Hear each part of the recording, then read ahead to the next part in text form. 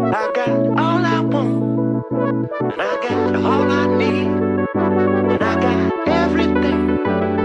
I got you and me. All I want, I got all I need. Marriage is the best. So today we're going to talk about defensiveness. Defensiveness, getting defensive, throwing out those defenses, is an important marital concept. And it's especially important when you're thinking about longevity or sustainability. When the Gottmans talk about defensiveness, they've identified that a male's defensive response, or lack thereof, is one of the key attributes of a marriage that lasts. So when men manage their defensiveness well, marriages go really well. So we're going to be talking about marriage and defensiveness today. And the reason that we're talking about it today is because Becca and I had an incredibly difficult, hard conversation this last week, and we were able to move through it really well, I think. The initial conversation that we had didn't go swimmingly, but we were able to move through the topic that was brought up, and we were able to repair the relationship and move forward. And actually, we pulled the week out of a tailspin. And in part, the reason that it came out of the tailspin was because of this idea of managing defensiveness. Early on in the week, I had expressed to Rebecca just some exhaustion. I think I actually talked about it last week on the pod, where it was just like a really long week, really exhausting, really tired. And so I had talked to her a couple different times and just mentioned to her, hey, I kind of feel like I'm holding on, just barely holding on. And I tried to convey that in as open and honest as a way, but also just to like give her a heads up that was something that I was dealing with. So Monday night rolls around, and I feel like it's time for me to identify and discuss with her a couple of different things that were rolling around in my system, some things that were not running super smoothly in our relationship. Topically, it had to do with, experiencing appreciation, criticism, talking through, how much of those are in the relationship, and wanting to be on the same page, so that we can stay connected and move forward.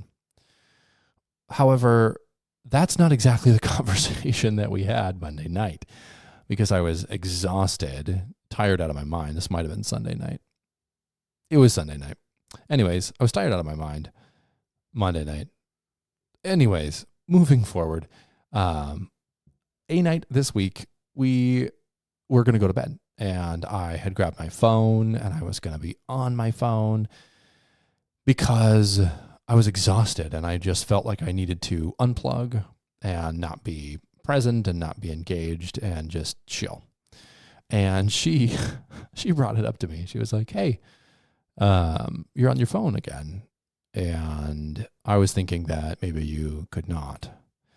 Now, super reasonable request. And I definitely reflected on her comments later, and actually ended up not being on my phone a whole lot in the evenings throughout this last week as a result of just kind of hearing her in that. But in the moment, I took it very much as a criticism. I took it to this place of, I'm already feeling disconnected. I'm already feeling kind of criticized by you. And now you're kind of heaping this accusation, it feels like, on me. I'm not doing enough. I haven't done enough, even though I, did all of these things throughout the day to love and serve our family and to love and serve you, and different sacrifices, and investments.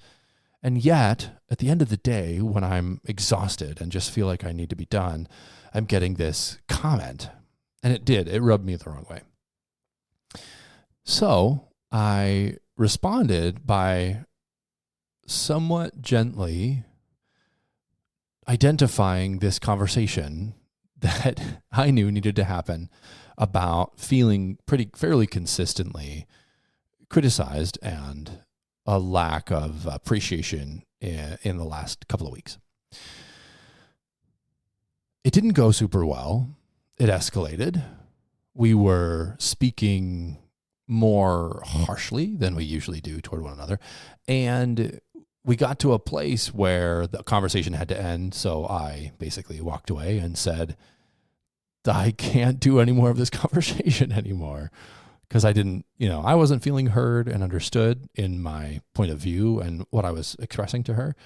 And I'm sure that she felt a certain way about it as well. I won't try to guess.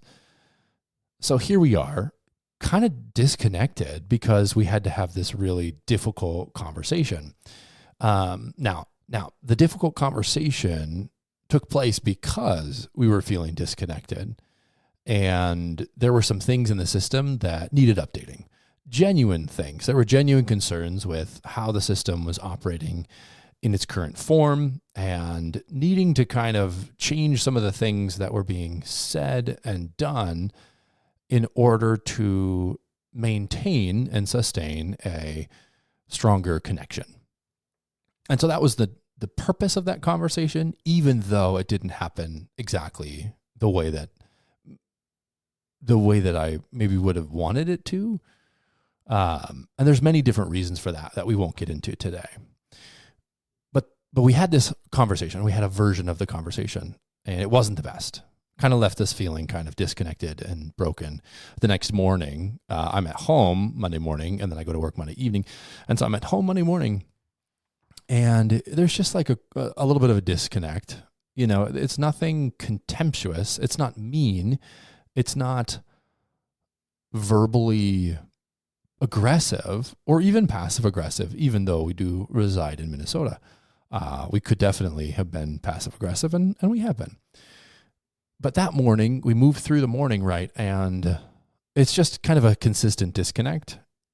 Nobody's repairing anything. We're not repairing anything. And I feel as though I need her to kind of identify where she isn't hearing me and to kind of lean into me and acknowledge some of the things that I was saying.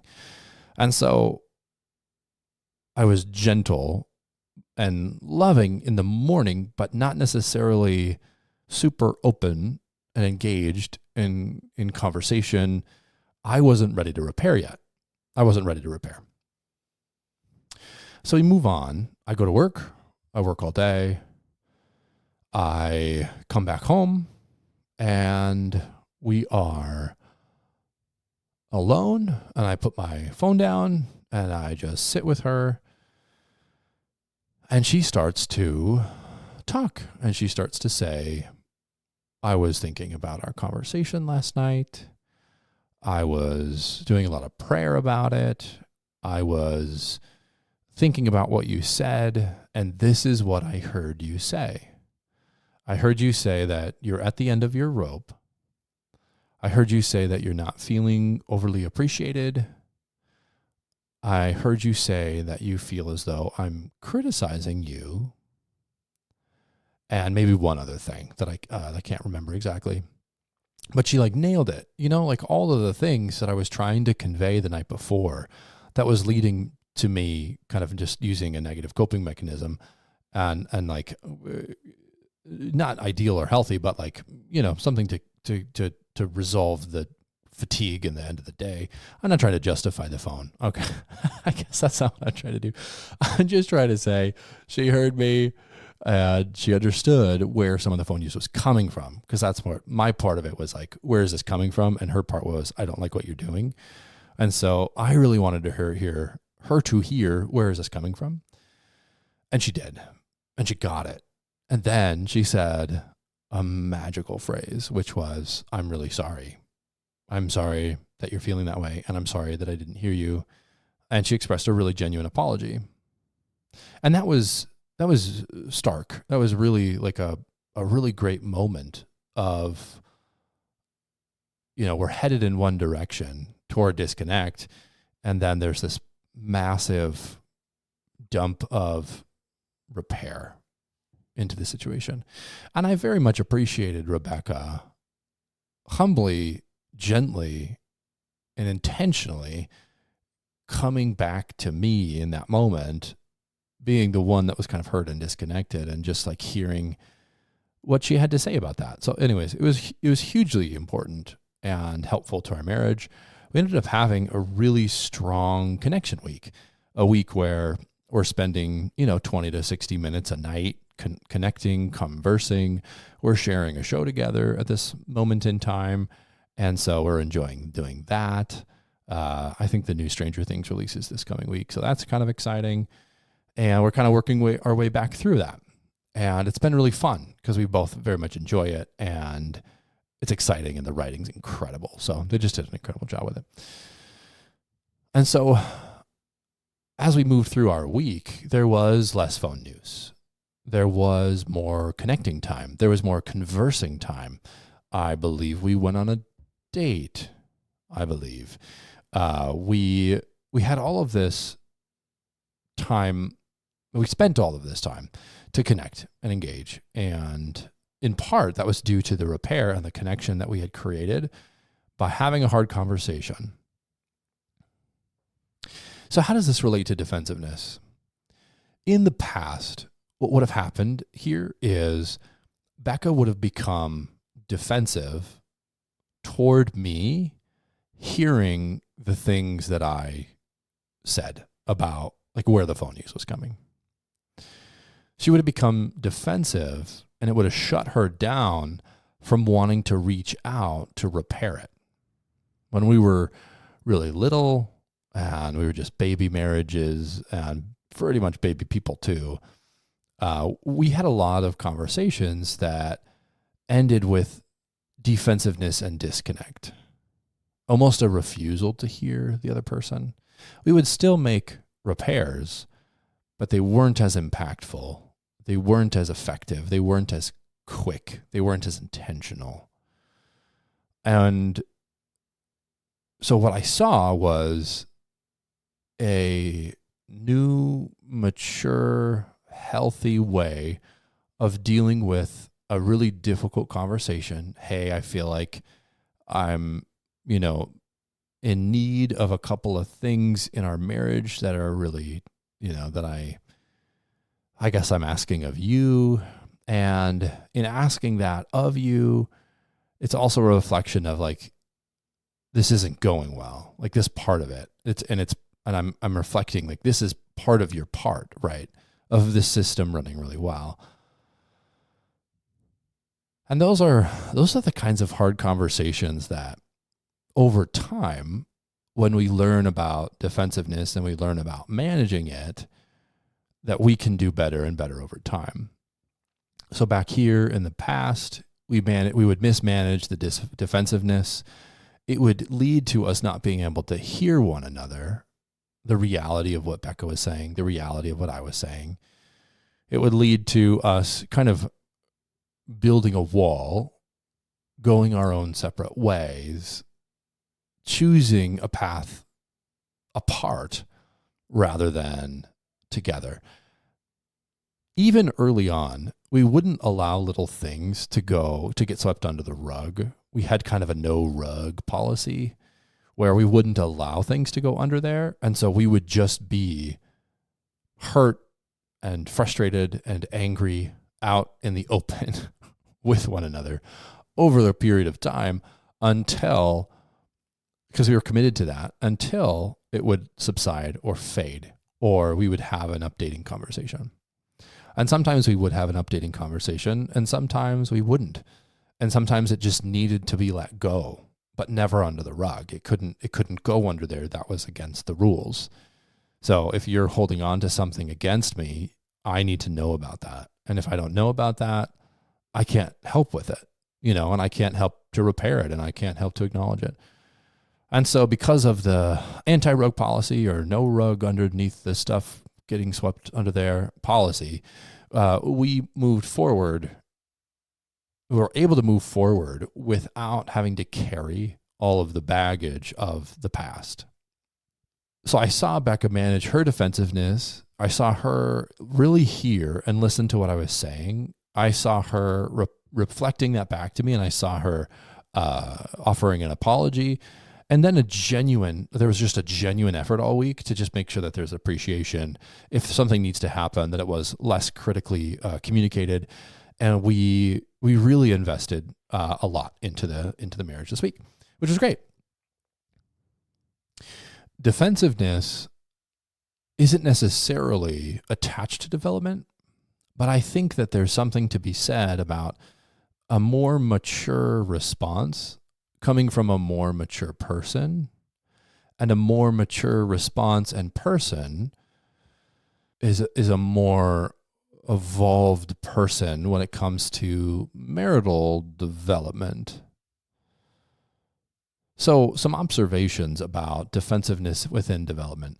I think that in an immature self struggles to take ownership and acknowledge wrongdoing, and a mature self leading to a more mature marriage seeks to take on ownership and responsibility that is theirs and communicates within the process of accepting that responsibility, communicates the responsibility, discusses and describes the harm caused by the rift or the mistake or the lack of intentionality or the decision that was hurtful. And so there's a note there of development. How does that develop into you as a person, right? So that it can show up in your marriage and beyond. I think that first and foremost, we need to be aware of defensiveness's impact on marriages and on relationships generally. We need to acknowledge that managing our defensiveness is one of the most important marital skills that can be developed over time. One of the most important marital skills that can be developed over time. I do believe the more emotionally mature you are, the less defensive we become. And so it would remain to be seen that the more defensive we are, it may be a mark of emotional immaturity. That's kind of hard. Ugh, I don't even like saying that. But I do think that there's something there. That developing the awareness of the defensiveness, in order to avoid defensiveness, there's some things that need to be in place, right? So if I'm going to avoid my defensiveness, I need to know that it's there. I think first and foremost, I need to know that it's there. Otherwise, what happens is the defensiveness rears its ugly head without me being overly aware of it. And then I just kind of react or respond in it, as opposed to identifying it along the way and then making clear, level-headed choices within the moment. Defensiveness, that spark, it's a really quick process. And so when we're responding quickly, we're oftentimes responding in the heat of the moment or the heat of the defensiveness when it's triggered. And if we can just be aware that defensiveness is there, it's coming for us, and it's inspiring a certain level of response that is unhelpful in our relationships. So you have to know that about yourself. You have to know that I have to know that about myself so that I can do something about it. If you're unaware of your defensiveness or in denial of it, then you eternally become stuck in it. And obviously that's the opposite of what we want to be doing in our marriages, and then just like in ourselves too. It doesn't help ourselves, our sense of individuality, move toward health and healing if we're stuck being defensive and not taking accountability, responsibility for our actions, for ourselves. Once we're aware of it, I think there's a level of, there's more choices, right? So I'm not a slave to just responding or reacting to the defensiveness. Instead, when I can see it coming, I can start to acknowledge where it's coming from. And the majority of the time for men, defensiveness, that spark is coming from a sense of shame. So I'm not enough, I'm no good, I'll never be enough. Or inadequacy, I'm not enough, I'm no good, I'll never be enough. Brene Brown has done some incredible work on shame. She's done TED Talks, she's written whole books, and she's really well known for her work on shame. So if you're ever interested in learning more about shame, I actually also just finished listening to a book on shame called The Soul of Shame by Curt Thomson. And I very much enjoyed it. And that's a more faith-driven book. Brene Brown is less, she's more speaking from a different lens, just more of like a psychological lens around shame. But Curt Thomson talks a lot about the soul of shame and how shame kind of is always there, waiting to kind of pounce on us, if you will. He describes like a shame attendant, like a weird bathroom attendant, like just like sitting in the back of your mind, waiting for an opportunity to trip you up, or waiting for an opportunity to come down on you in such a way that makes you feel less than, makes you feel not enough, and actually leads to less and less maturity, less and less effectiveness, because shame destroys our capacity for really knowing and seeing ourselves clearly and then moving forward in it or growing beyond it. Shame keeps us stuck, not growing. So those resources, Brene Brown, anything that she's done, basically. Curt Thomson, I think he's actually written a bunch of books about shame. The Soul of Shame is the one that I specifically just read, but you wouldn't have to read that one.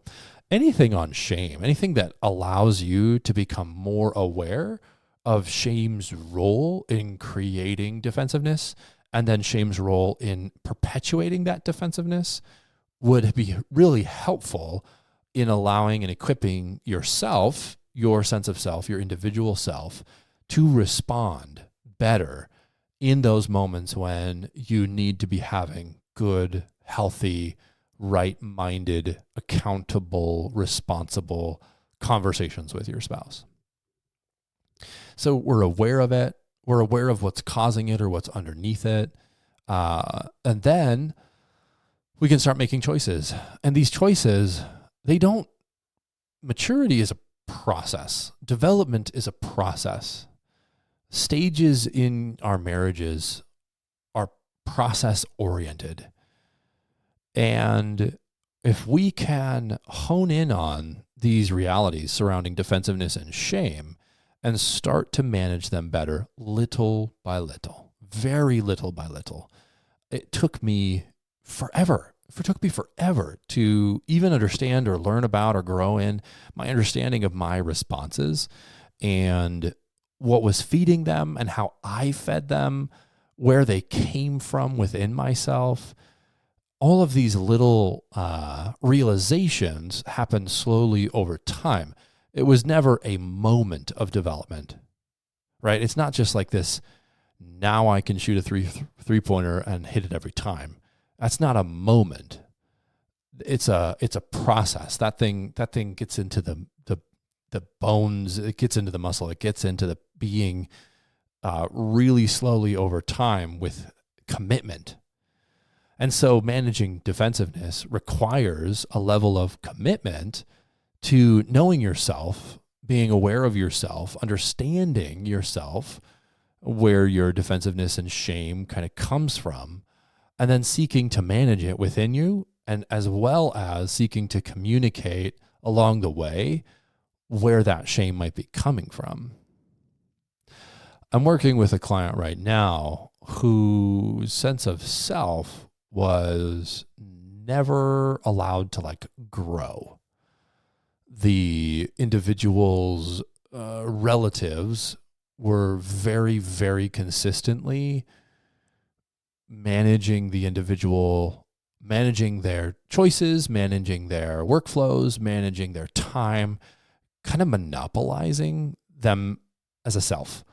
And they weren't ever able to really develop themselves as much as they were developing responses to the constant management and monopolization of themselves.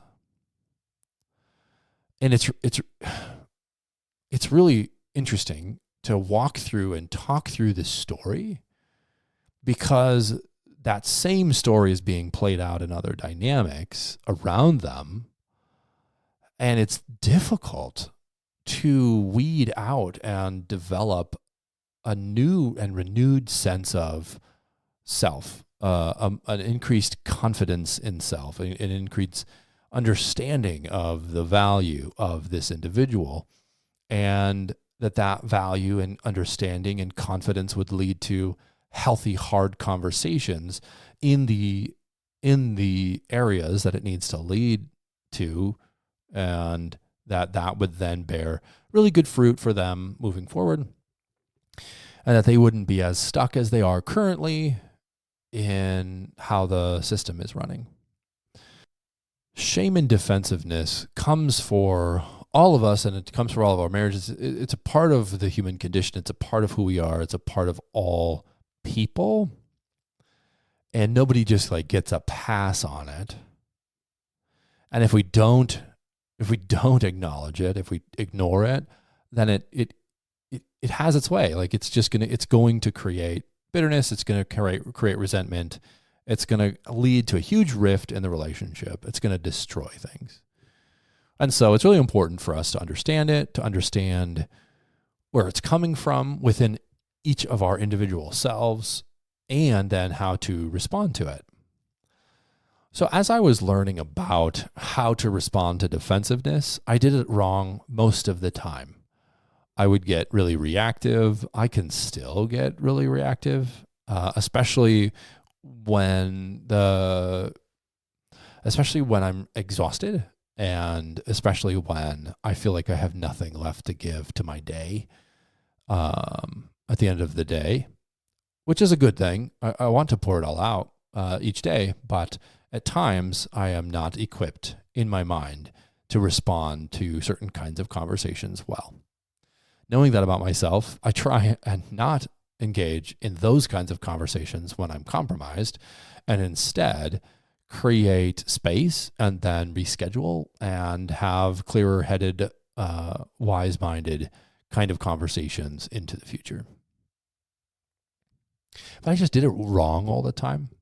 And as you develop your own sense of understanding of your defensiveness and where it comes from, I just think it's important for you to know that you're going to continue to do it wrong, that the knowledge doesn't necessarily just make things better or make things right. Instead, for a time, it might actually make things harder. In fact, I would bet that it's going to make things harder for a little season, because not only are you going to be experiencing all the feelings that you have continued to experience over the course of the last X amount of years, but you're also going to be experiencing an awareness of all of those things.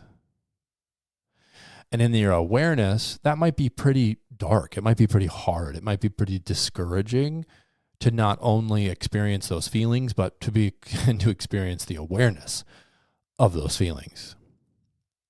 And that would be tough. So there's no free lunch. It's not like working on this is going to be easy, or that it's going to be fruitful all the time. Instead, what happens is slowly over time, if you can develop the skill of it and you can develop the awareness of it, then you will become a more healthy, more mature individual who's capable of having healthier and more mature relationships, both with your wife and your children, both with your spouse and your parents and your siblings, etc., etc., etc. So that's a little bit about defensiveness, how it has touched our lives and our marriages, how it touches marriages generally, and then a little bit about how maybe moving forward with increased education and understanding, and also a lot of hard work, intentionality, commitment, and practice, we can actually increase our ability to connect. We can actually increase our maturity, and we can become people who can respond healthily to the hard conversations that come up over the lifespan, so that we can have a sustainable system in our marriages, etc. All right, this is the end.